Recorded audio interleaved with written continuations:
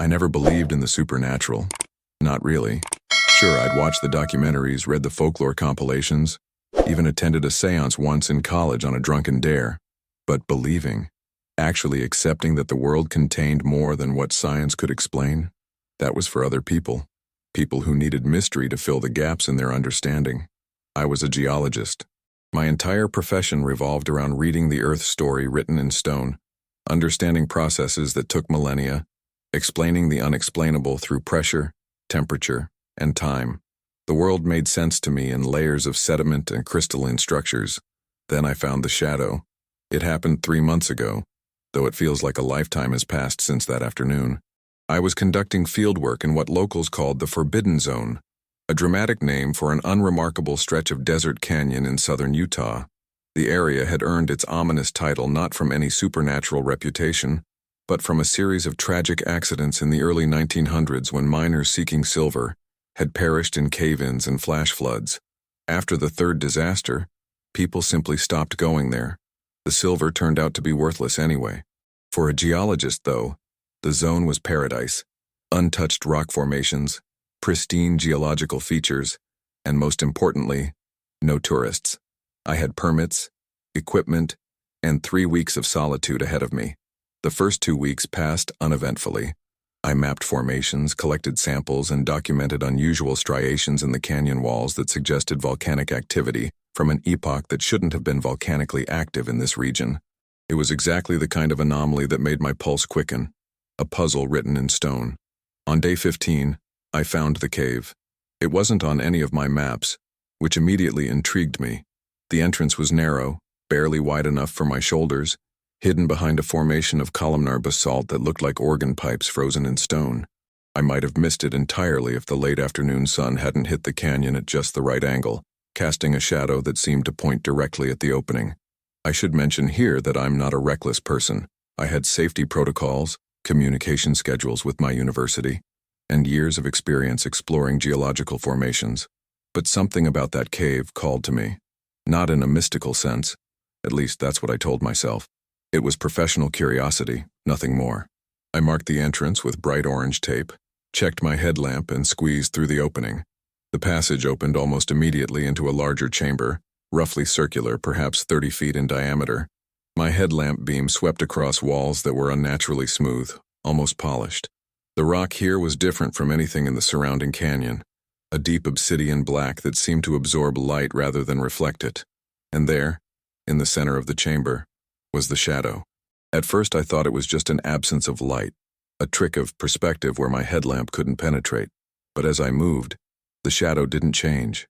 It remained fixed in place, a human-shaped silhouette standing upright in the middle of the empty chamber. I circled it slowly, my scientific mind cataloging details. The shadow had no source, no object casting it, no variation in the rock floor beneath it. It was simply there, a perfect absence of light in the shape of a person roughly 6 feet tall with indistinct features. "Remarkable," I murmured, reaching for my camera. "Thank you," the shadow replied. I'm not ashamed to admit I screamed. It was a short, sharp sound that echoed off the polished walls and came back to mock me. My hand went to my chest, where my heart was attempting to hammer its way through my ribcage. The shadow didn't move, but I had the distinct impression it was amused. "I apologize," it said, and the voice seemed to come from everywhere and nowhere, a whisper that filled the chamber without echoing. I forget how startling it can be. It has been a very long time since anyone ventured here. I wanted to run. Every instinct screamed at me to flee back through that narrow passage and never look back. But I'm also a scientist, and curiosity has always been both my greatest strength and most dangerous weakness. "What are you?" I managed to ask, my voice embarrassingly shaky. "A complicated question," the shadow replied. "What I am now is perhaps different from what I was. I am memory. I am consequence. I am the space between what was and what might have been. That's not very specific." The shadow seemed to shift, though it didn't actually move. "No, I suppose it isn't.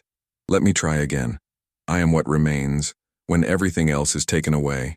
I am the last echo of something that should not have been forgotten." I fumbled for my equipment, some part of my brain still trying to approach this scientifically. "Are you solid? Can I Can I measure you somehow? You can try, the shadow said, and I detected something like sadness in its toneless voice. Many have tried. Your instruments will tell you I don't exist. Yet here we are, having this conversation. I pulled out my electromagnetic field detector, hands still trembling. The readings were completely normal. I tried thermal imaging, nothing. The shadow registered on none of my equipment. According to every scientific instrument I possessed, I was standing in an empty cave talking to myself. I don't understand, I said, lowering my devices. Few do, the shadow acknowledged. Understanding requires accepting that your science, as magnificent as it is, describes only one layer of reality. There are others, thinner places where the rules are different. And this cave is one of those places. This cave is a scar, the shadow said, a place where something tore through the layers. I have been here since it happened, waiting. Waiting for what? For someone who could hear me. For someone who needed to hear me. I should have left then. Looking back, I recognize that moment as a crossroads.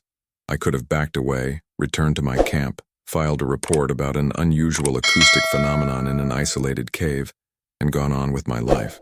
The rational part of me screamed to do exactly that. Instead, I sat down on the cave floor.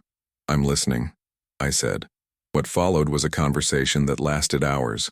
Though time felt strange in that chamber, the shadow told me its story, or rather many stories, for it claimed to be composed of memories from different times, different people, all trapped in this thin place when the tear occurred. It spoke of a civilization that had existed long before recorded history, one that had learned to move between the layers of reality as easily as we move between rooms. They had built wonders, created art that existed in multiple dimensions simultaneously, developed philosophies that embraced paradox as fundamental truth. And what happened to them? I asked. They forgot the price, the shadow said. They believed they had mastered the layers, that they could move between worlds without consequence. But every passage leaves a mark, and enough marks become scars. This cave is one such scar, a place where their arrogance tore reality itself. You sound bitter. I was one of them, the shadow admitted. Or rather, I carry the memories of one who was. We watched as our civilization collapsed, as the scars we'd created began consuming the very reality we inhabited. In the end, we had a choice. We could try to flee to another layer, or we could stay and attempt to seal the damage we'd caused. You stayed. Some of us did. We poured ourselves into the scars, became living seals holding the tears closed. It has been a very long time. Most of my fellows faded centuries ago. I remain because this scar is particularly deep, and because I hoped that someday someone would come who could learn from our mistake. I sat in silence, processing this. My rational mind still insisted this was impossible. Some kind of hallucination brought on by dehydration or carbon monoxide from a volcanic vent. But something deeper recognized the truth in the shadow's words. Why me? I finally asked. Why tell me this? Because you seek to understand the Earth's story, the shadow said. Because you read the language written in stone. But you have forgotten that stone remembers more than pressure and time. It remembers everything that has passed through it, everything that has left its mark. I don't understand how this changes anything. What am I supposed to do with this information? That, the shadow said, is entirely up to you. I can only show you what you've been missing. Whether you choose to see differently is your decision. The shadow began to unfold is the only word I can use to describe it. It expanded, and suddenly the cave walls were no longer walls but windows into other times, other versions of reality. I saw the canyon as it had been millions of years ago, when an ocean covered this land. I saw it thousands of years ago, when people I didn't recognize performed ceremonies in this very chamber. I saw it as it might be centuries from now, transformed by time and forces I couldn't comprehend. But more than that, I saw the connections, the invisible threads linking each moment to every other, the way decisions rippled across time, the delicate balance that held everything together. The Earth wasn't just a collection of geological processes. It was alive with memory, with meaning, with purpose I had never imagined. I don't know how long I remained in that vision. When I finally returned to myself, dawn light was filtering through the cave entrance and the shadow had returned to its simple human form. You showed me the truth, I whispered. I showed you a deeper layer of truth. The shadow corrected. Your science remains true. I have merely added context. I left the cave that morning transformed, not in any obvious external way. I looked the same, sounded the same, had the same credentials and knowledge, but everything felt different. I completed my fieldwork, returned to the university, and wrote my reports. But I also began investigating other thin places, other scars in reality, where the layers wore thin. I found them everywhere once I knew how to look. Certain buildings where time felt strange, stretches of forest where compasses spun uselessly, lakes that reflected skies from different seasons. My colleagues thought I was having a breakdown at first, but I learned to speak their language, to frame my discoveries in scientific terms they could accept. I published papers on anomalous geological formations with unusual electromagnetic properties. I secured grants to study areas of heightened tectonic instability with documented temporal distortions. Slowly, carefully, I began teaching others to see the layers. Not everyone could. Most people, when confronted with evidence of something beyond their understanding, simply couldn't accept it. Their minds smoothed over the impossible, explaining it away. But a few, a very few, had the same capacity I'd developed in that cave. They could look at a shadow and see what cast it across multiple layers of reality. I returned to the Forbidden Zone 6 weeks ago. The cave was still there, the shadow still waiting. We talked for hours again, and this time I had questions born from experience rather than shock. "You've done well," the shadow told me. "More see the layers now than have in centuries."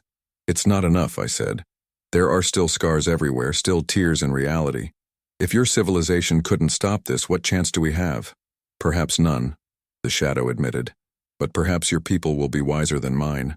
You have an advantage we lacked. You're learning about the layers while still firmly rooted in a single reality. You're not arrogant enough yet to think you've mastered them." "Yet," I repeated darkly. "Yet," the shadow agreed. "That's why this moment matters. You're in a unique position, standing between ignorance and understanding, between single-layer existence and multi-layer awareness. What your civilization does in the next few generations will determine whether you repeat our mistakes or forge a new path. I've been wrestling with that responsibility ever since. I train students now, carefully selecting those who show the capacity to perceive the layers.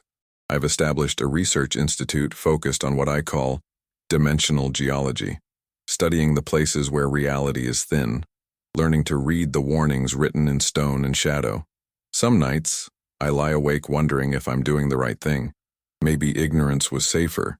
Maybe humanity isn't ready for this knowledge. Maybe we'll make the same mistakes the shadow civilization made, tearing reality apart in our arrogance. But then I remember what the shadow showed me, those vast, beautiful connections linking everything across time and space.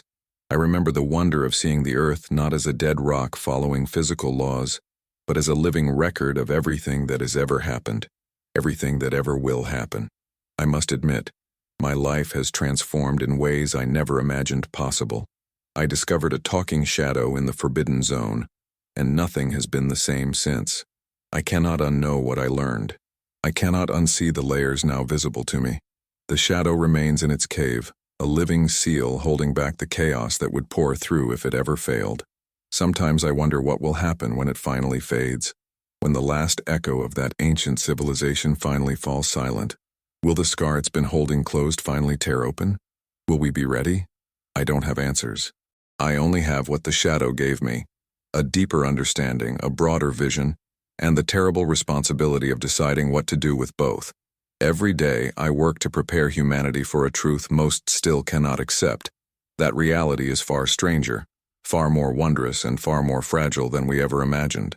And somewhere in a cave in southern Utah, a shadow waits, holding back the darkness, hoping that this time, we'll be wise enough to do better than those who came before. That's my confession. That's my truth. Believe it or don't, the layers exist whether you perceive them or not. But if you're reading this and something resonates, if some part of you has always suspected there was more to reality than what your 5 senses report, then perhaps you're one of those who can see. Perhaps you're ready to discover your own shadow in the forbidden zones of your world. And perhaps together, we'll be wise enough to learn from the mistakes of those who came before, to walk between the layers without tearing them apart, to embrace the mystery without being consumed by it. My life transformed forever that day in the cave, but the transformation isn't finished. It's only beginning. For me and for everyone ready to see beyond the single layer we've always assumed was all that existed. The shadows are waiting. The question is, are you ready to listen?